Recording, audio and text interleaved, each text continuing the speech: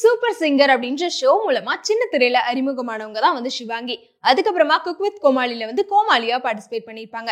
சொல்லப்போனா சூப்பர் சிங்கர்ல கிடைக்காத வரவேற்பு கூட இவங்களுக்கு இந்த குக் வித் கோமாளில வந்து கிடைச்சிருக்கும். ஏன்னா வந்து இதுல ரொம்பவே கியூட்டா அதுக்கப்புறம் சைல்டிஷா ஏதாச்சும் ஒன்று பண்ணிட்டே தான் இருப்பாங்க. ஏன்னா சிவாங்கிக்குன்னு ஒரு தனி ஃபேன் பேஸே இருக்குங்க. அதுக்கப்புறமா நம்ம அஸ்வின் சிவாங்கியோட காம்போ பார்க்கணும் அப்படின்றக்காக ஒரு தனி ரசிகர் பட்டாலுமே இருக்கு. ஏன்னா மோஸ்ட்லி அங்க வந்து செட்ல எல்லாருமே வந்து புகழா இருக்கட்டும், சிவாங்கியா இருக்கட்டும், பாலா அப்படின்னு சொல்லிட்டு எல்லாருமே ஒரு மாதிரி ஃபேமிலி மாதிரி தான் வந்து பழகிட்டு இருப்பாங்க. நம்மளுமே எவ்வளவு ஸ்ட்ரெஸ்ஸா இருந்தாலுமே இந்த ஷோ பார்த்தா ஹாப்பியா இல்லாம்ப்பா அப்படின்ற அளவுக்கு ரொம்பவே என்டர்டைன்மெண்டா அந்த ஷோ வந்து கொண்டு போயிட்டு இருந்தாங்க.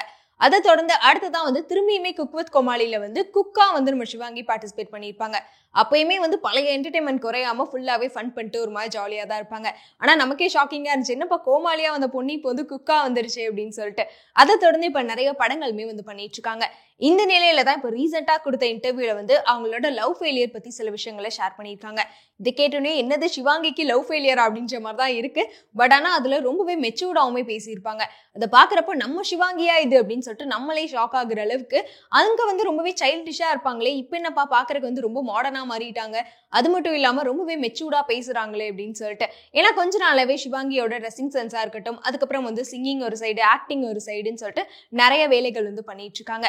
இந்த நிலையில தான் இந்த இன்டர்வியூல வந்து அவங்கள பத்தி என்ன விஷயங்கள் ஷேர் பண்ணியிருக்காங்கன்னா, இந்த மாதிரி ஆங்கர் வந்து உங்களுக்கு ஆல்ரெடி ரிலேஷன்ஷிப் இருந்திருக்கா அப்படின்னு கேட்டப்போ, ஆமா எனக்கு ரிலேஷன்ஷிப் இருந்துச்சு பட் பிரேக்கப் ஆயிடுச்சு அப்படின்னு சொல்லியிருப்பாங்க. அது மட்டும் இல்லாம இப்போ வந்து நான் சிங்கிளா தான் இருக்கேன் அப்படின்றதையும் மென்ஷன் பண்ணியிருப்பாங்க. அந்த பிரேக்கப் பத்தி கேட்கிறப்போ சிவாங்கி என்ன சொல்லியிருப்பாங்கன்னா, அந்த பிரேக்கப் வந்து எனக்கு ரொம்பவே வந்து ஹார்ட் பிரேக்கா இருந்துச்சு, எனக்கு அவ்வளோ வலியை கொடுத்துச்சு.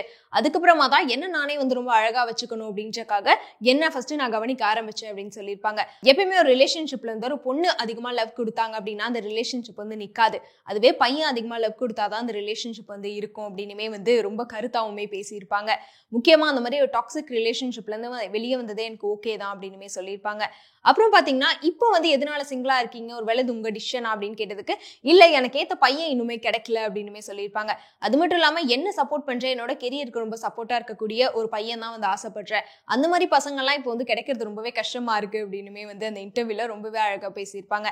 ஏன்னா மோஸ்ட்லி வந்து ஊர்ல நிறைய பசங்க அழகா இருப்பாங்க, அவங்க எல்லாத்தையும் வந்து நமக்குமே பிடிக்கும். ஆனா அவங்களுக்கு நம்மள பிடிக்கணும் அப்படின்ற அவசியம் கிடையாது இல்ல ரிலேஷன்ஷிப்ல அப்படின்னு சொல்லிட்டு சிவாங்கி இந்த இன்டர்வியூ ஃபுல்லாவே வந்து நம்மளே வந்து சிவாங்கியா இது அப்படின்னு பாக்குற அளவுக்கு வந்து அவ்வளோ மெச்சூர்டா அழகா வந்து பேசியிருப்பாங்க. சோ அதை பார்த்த எல்லாருமே வந்து என்னப்பா அது நம்ம சிவாங்கியை யாருப்பா விட்டுட்டு போனா அப்படின்னு சொல்லிட்டு ஒரு சைடு யோசிச்சுட்டு இருந்தாலுமே, இன்னொரு சைடு வந்து ஒருவேளை அஸ்வினா இருக்குமோ அப்படின்ற மாதிரியுமே ஒரு டவுட் இருக்கு. ஏன்னா குக் வித் கோமாளிலே வந்து நம்ம சிவாங்கி அஸ்வினோட ரிலேஷன்ஷிப் பாக்குறப்ப செம்ம கியூட்டான பேரா இருக்காங்க, இவங்க ரெண்டு பேர் வந்து ரியல் பேரா இருந்தா செம்மையா இருக்கும்பா அப்படின்னு சொல்லி நம்ம அந்த ஷோ ஃபுல்லாவே வந்து ரசிச்சு பார்த்திருப்போம். அது மட்டும் இல்லாம அவங்களோட அந்த கெமிஸ்ட்ரியா அவ்வளோ அழகா இருக்கும். அதுக்கப்புறம் வந்து சிவாங்கி எந்த ஒரு டெலிவிஷன் ஷோலையுமே அவ்வளோக்கா வந்து பார்ட்டிசிபேட் பண்ணல. அதை பார்த்தா எல்லாருமே என்ன ஆச்சு இந்த பொண்ணு வந்து எதுலையுமே பார்ட்டிசிபேட் பண்ணலையே, பார்க்கவே ரொம்ப அமைதியா இருக்காங்களே அப்படின்னு வந்து யோசிக்க ஆரம்பிச்சிட்டோம். ஏன்னா நம்ம வந்து சிவாங்கி அப்படின்னாலுமே ரொம்ப சைல்டிஷா கியூட்டாவே பார்த்து பழகி இருப்போம். இந்த சைடு வந்து ரொம்ப மாடர்னா இருக்கிறதுமே ஓகே, பட் ஆனா ரொம்ப அமைதியா இருக்காங்களே அப்படின்ற ஒரு டவுட் எல்லாத்துக்குமே இருந்துச்சு.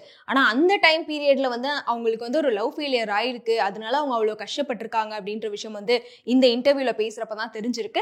சோ இதை பார்த்த நெட்டிசன்கள்லாம் யாருப்பா அது நம்ம செல்லத்தை விட்டுட்டு போனா அப்படின்னு சொல்லிட்டு ரொம்பவே வந்து ஃபீல் பண்ணிட்டு இருக்காங்க. அது மட்டும் இல்லாம சிவாங்கிக்கு ஏத்த ஒரு பையன் வந்து கண்டிப்பா கிடைப்பான் அப்படின்னு சொல்லியுமே சிவாங்கிக்காக வந்து நிறைய பேர் வந்து கமெண்ட் பண்ணிட்டு இருக்காங்க. சோ இதை பத்தி நீங்க என்ன நினைக்கிறீங்க அப்படின்றத கமெண்ட்ல சொல்லிருங்க.